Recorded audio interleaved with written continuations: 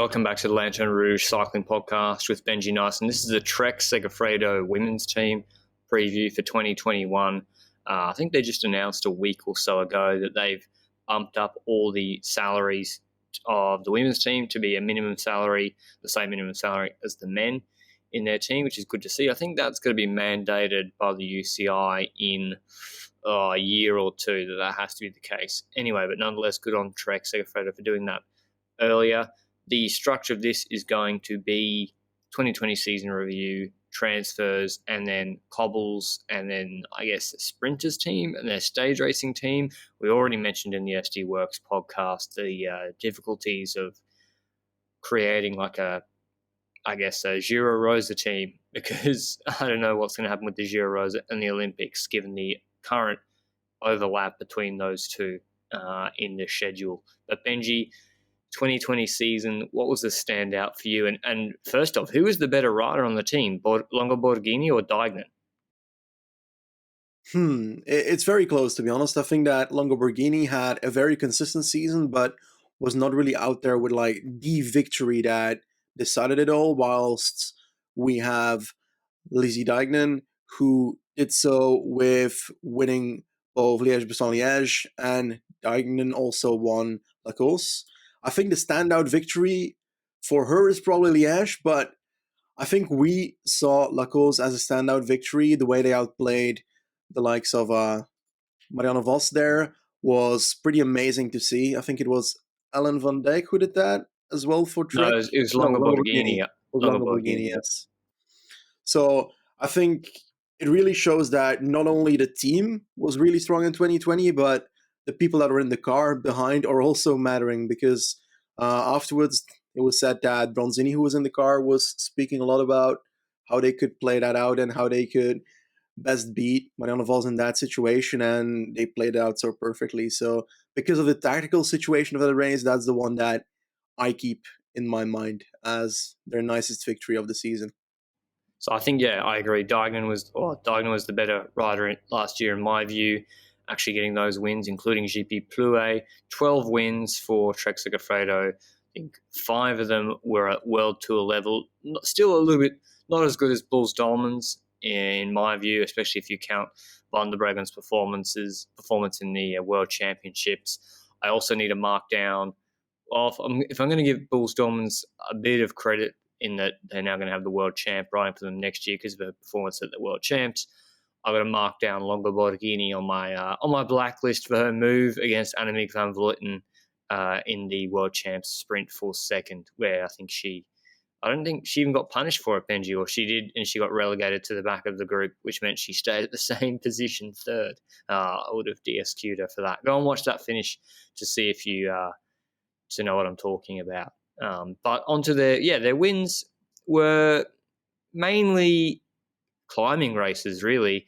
And I'd say Plouay had a relatively a fair amount of climbing, the same way maybe Tour of Flanders has a fair amount of climbing. Particularly, this is relative to the amount of climbing in women's races where they don't see the 20-minute climbs, unfortunately. So Liège, Giro Rosa stages. They got the Giro Rosa team time trial, but nothing on the cobbles. No Belgian wins except for Liège, which I said climbing race. I think the TTT win at the Giro Rosa is indicative of the strength of this team, which is overall strength of the riders on the roster. Very deep. All the riders pretty much have either won in the past and are now moving on to more domestique roles as they're older. They're still capable of winning on certain parkour. It's just a very deep team. Every rider brings something to it, and they've got some young talent coming through as well. But their transfers, Lotte Hentala went to Terra Tizit WNT Pro Cycling. Anna Plichta went to Lotto Soudal Ladies, and Abigail Van Twisk, I'm not sure where she's gone, the British rider. But they've brought in 2 sprinters, Benji. Chloe Hosking, the Australian from Rally, and Emily Diedrichsen, the former world champ from Bowls. Why do you think they brought in 2 sprinters for this year?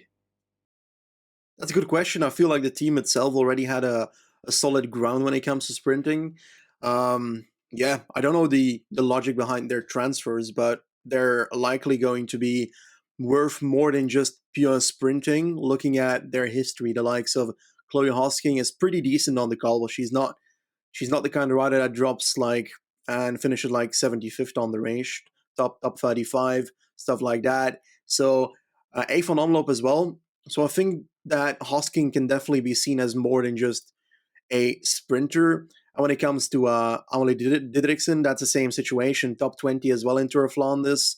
I think it's also supportive of Lizzie Deignan in those races. So they're likely going to be more having more results in sprints with these two, but I think they're also going to add on to other aspects of their team, to be honest. Well, I think they're a shorter sprinter because Letizia Paternoster, she's 21. I think she's focusing mainly on the Olympics on the track this year, and it was supposed to be last year. So if you go and look at her schedule, I'm not sure if she had an injury or something as well, but she's a really talented young sprinter. She's already had fairly good results at like 20 years old, got that track background, and I think she won a stage in the Tour Down Under in 2019 when she was like 20 years old or 19 years old. So I think it might be the case that she's still, now Tokyo having been pushed back, she's focusing on that again this year, and that's why they needed to bring in some sprinters. I think Hosking is the better pure sprinter than Diedrichsen. I think Diedrichsen is now doing a bit of a reclaiming or of where she is in her career. She obviously had that world champs win in 2016 when she was 20 years old. She's still only 24. She got a lot of wins in 2016, 17 region. Even 2015 she was really good at 19 years old. But then no wins really in the last, when was her last win? She hasn't won a race apart from the Danish national champs races since 2018, August 2018, when she won stages 3 and 4 of the Bulls Ladies Tour, which was at World Tour level. So I think that's definitely, Bulls have got plenty of other strong riders, and Diedrichsen hasn't been performing the last 2 years. So she's now having to prove herself at Trek. Be interesting to see how she goes in a different environment. So I think they're two good signings. Definitely Hosking's good enough to move from rally up to World Tour level. Really, she needs a pretty flat course, though, I think. So maybe Roubaix, but I think that'll be too hard for her. But yeah, she's more of a flat, like pancake flat course rider currently, in my view. But yeah, onto their teams now, Benji. 14 riders on the roster. Let's go with their team for Le Samin, Omloop, Tour of Flanders, and maybe put in Roubaix there as well. Or maybe you mention when you're saying if there's a rider you'd have in for Roubaix but wouldn't have in for like Gent-Wevelgem. Or actually, Gent-Wevelgem, do you think they'll take both the sprinters, Benji, and then leave them out for, like, say, Tour of Flanders? It's a bit of a difficult one. I would take likely them to both races because, like we just mentioned, like Hosking and Didriksen can definitely do cobbles as well, top 20, top 32. It's not like you're like terrible at cobbles, certainly. And obviously, their leadership is going to be likely going to Longo Borghini and Deignan unless something magical happens this season, I would say. Next to that, you've obviously got the riders like Lucinda Brandt with a cyclocross background, where I'm curious whether that will lead into a selection for those kind of races as well, because on paper that should fit. And I remember from the past in 2019 that she got top 10 in RVV, yes, and a top 3 in Dwars de Vlaanderen as well. So she would be selected in my eyes. Ellen van Dijk, I would select her as well. And the reason for that is, next to obviously being decent on that terrain, she's also the kind of rider that is going to offer herself up fully for the team and fully for someone else in the team if someone is better that day. And I think in a race like Tour of Flanders, she's shown that quite a few times already. I think last year as well. So, I think that's very viable to add on to that cobble team as well. Who else What would you about, put on the team? surely for Paris-Roubaix, you have to take Eleanor Backstedt. Surely. Just because her dad's won it. So it has to be in her genes that she can win win Paris-Roubaix. I mean, he only won it 16 years ago. That'd be crazy if she's. I mean, she's just joined the team. I think last year. She's Hmm. Eleanor Backstett's. She's actually British because I think Magnus Backstett lives in Britain now, and she's joined Trek last year. Only did 2 races, both before lockdown. But she's 19, so she's developing. I think Sigma Sport with Matt Stevens did like a profile or a video with her on YouTube. So if you want to go and check that out, I think it's pretty good as well if you want to get to know her a bit better. But yeah, Paris-Roubaix, Flyernest, I disagree. I think they're going to chop and change their team a fair bit depending on the exact parcours. Now, I know I didn't ask you Hmm. about Strade, but for example, like Strade, there'll be no Hosking, no Yeah. Paternoster, and no well, maybe Diedrichsen, but it's going to be more like Cordon Rago, Longo Borghini, the 2 Americans, Winder and Wills, maybe Trixie Warwick, Ellen Van Dyke, and Dyden. Then Le Samin, I think, probably take, I don't know, maybe they split them up. Maybe they take one sprinter because Le Samin is 4 days before Strade. So again, maybe you want to keep your riders in Belgium that are doing the Belgium program, and then the riders that are doing some Italian races, maybe have them in Italy. Maybe that doesn't work at all for the women's schedule. I definitely like riders like Trixie Warwick will be in as a domestique for the harder Belgian races and the cobble races in Paris-Roubaix, I would assume. So they've got a pretty strong team. It's not as crazy strong as Bulls where you're like, oh my God, 4 of these riders could win this race. But Yeah. they don't need too much to go right for them to win. So, like, if Diedrichsen suddenly captures form again, and you got her in a group with Dignan and Longo Borghini, that's very, very strong because you have a sprinter, and you can then attack with Dignan or Longo Borghini, or you can, I think, set pace with Van Dijk as well. I think I was a little critical of them, and maybe a couple of races last year where they had 3 riders, and I thought they settled for a sprint where I think the strength of those riders is breaking away and attacking, particularly Lizzie Dignan. But for their Ardennes team, Benji, Flesch and Liège, and maybe I've already said the Strata team, but yeah, who would you be picking? Same leaders, Dignan and Longoborghini, surely. Exactly, and that's one thing we notice a lot in women's cycling that we don't really see too often in men's cycling is that you've got the combination of cobble and hills that is so active between like plenty of these top cyclists, and I think Alaphilippe does that in men's cycling, and in women's cycling you've got so many that can do that, and it's quite impressive to see. And yes, in this team, I would literally pick the same leaders: Longoborghini, Dignan, Flejuelon. They both were in the top 5, I think, of that race. Yes, 4th and 5th. Um, whether they could change their tactic for such a kind of race and kind of switch around, I don't know if they can do that for Flash, because on the Mur de Huy you can't say, oh, I'm going to work for someone on the last kilometer. It Yeah. ain't going to happen. So in other races, they'll likely decide accordingly and work together like they did in the Lacors we spoke about earlier in the podcast here. So yeah, those 2 are the leaders for certain. And I think surrounding them would the only change be for me that you indeed drop the sprinters from that schedule? So, like you would do for Strade, like you say, and look more towards riders that They always are. take the Americans. They're good domestiques. And I think Ruth Yeah, Whitney won GC at Santos 2 and under last year as well. But in the big one-day races, they've been pretty solid domestiques from memory. Um, and yeah, the Nationals kit looks pretty clutch. But their Giro Rosa team, I think, is going to be a mixture of the two. I think they'll take Hosking, I mhm, would expect, to go for the out-and-out sprints. And then they'll have, Diagon and Longoborghini. They'll see how Diedrichsen has gone in the earlier races. Lucinda Brand, I don't know if she's doing – I don't know what her goals are. Probably Paris-Roubaix, I'd assume. Cordon Rago, you have to take the Giro, and obviously Van Dijk and the Americans. And yeah, they'll go pretty well. Again, who they'll ride for GC is clearly Longo Borghini. I think she's yeah. clearly their GC rider. I think she's better on a longer climb than Dignan. And I think they'll More do well. consistent. Yeah, more consistent, definitely. She's just always in the top 5.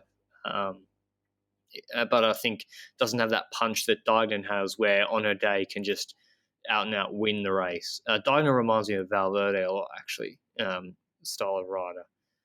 On to what was next, Benji? Is that all the races? What about for the Olympics? Given that I think we can safely assume, well, a lot of these riders will be leading their country at the Olympics.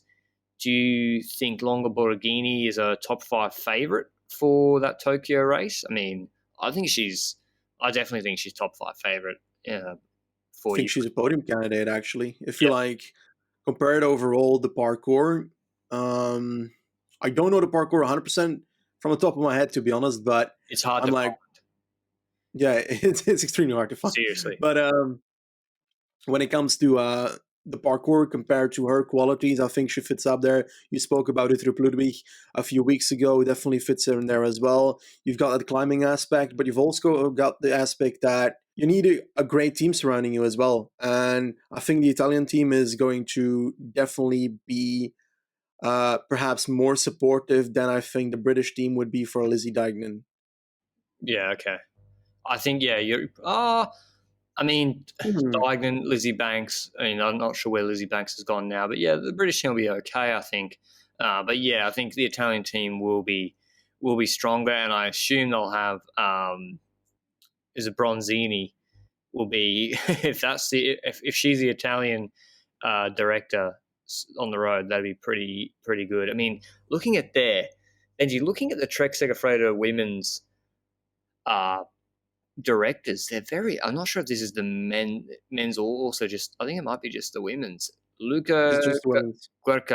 Guerquilena, Yoko Teutenberg, Bronzini, Gregory Rast, Luke Yes. Miersman, and Yaroslav Popovic. Like a lot of experience in this team. So, and that's also a ratio of 2 riders to every 1 director as well. But a bit off topic there. On to our predictions. 12 wins last year, Benji. We're assuming, well, I'm assuming there's going to be more women's races this year than last year. I think that's a pretty safe assumption, actually. Yeah. I'm going to set it at 12 again, um, over under 12 wins. Over. I think around 15. Really? And it is because I think Lamborghini was consistent last year, but never really got. Well, she got a few victories, but she didn't get like consistent victories. And I think this year that might change. I believe in Lamborghini. She's at her 29 years of age now. I think that's a good year. That's the Yeah, logic behind I it. think that's a good year. I'm going under. I think Dignan had a really good year last year, but I think it's hard to maintain that or go up from there.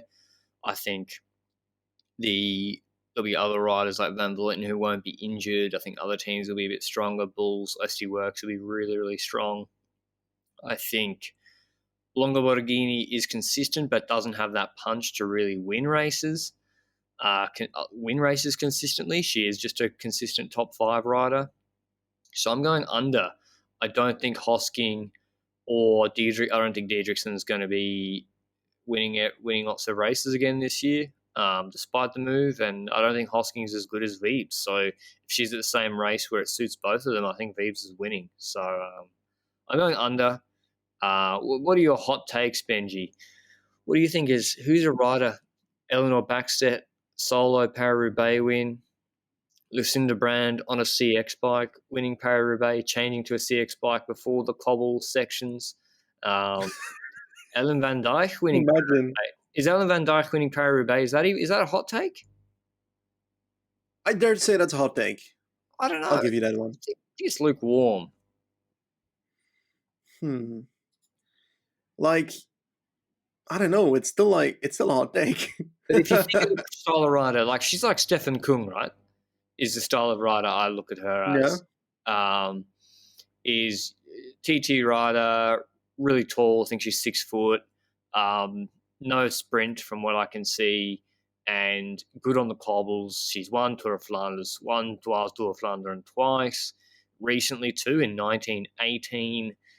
And I think even referring to her as Stefan Kung is offensive to her. I think she's even better than that. I think she's really good, and she still wins a lot of 152 races, and third in Liège too. I think she's going to top 3 Paris-Roubaix, but I'm not. I don't think I'm going to allow myself to say it's a hot take. So what's one that you've got while I think of mine? Oof, that's a good question. Yeah, hot takes. Gotta love them. I think that they're going to win the Tour of Flanders with the team. I don't know who, but either of the two will win Tour of Flanders. Okay, either of the two. So Van Dijk wins. It doesn't count. Not a successful prediction. I'm Shit. I'm predicting that Longo Borghini doesn't win a race this year. Oof. Okay, that's a hot take. And/or Diagnan doesn't win a race. Does the Italian championships count or something? No, national championships don't count. Sorry. I predict neither Diagnan nor Longo Borghini win a World Tour level race this year. That's my hot take. Okay, I'll accept that as a hot take, and that's way hotter than anything I've said. Yep. All right, well, that's been our Trek-Segafredo preview. If you want to go and look at some good team tactics when you've got multiple riders from one team in a reduced group at the end of a one-day race, definitely a team to watch last year, particularly Le Course and some of those Belgian races. But yeah, they were definitely lacking some punch, lacking some sprinters, and that's what they've seemed to have pumped up the roster with this year with their 2 transfers. Paternoster, I think, is one to watch for next year. This year, I think it's still all about Tokyo, but I think she's going to be much better than Hosking and Diedrichsen come next year. That's been our Trek-Segafredo preview. Hope you enjoyed it, and we'll see you in the next one. Bye.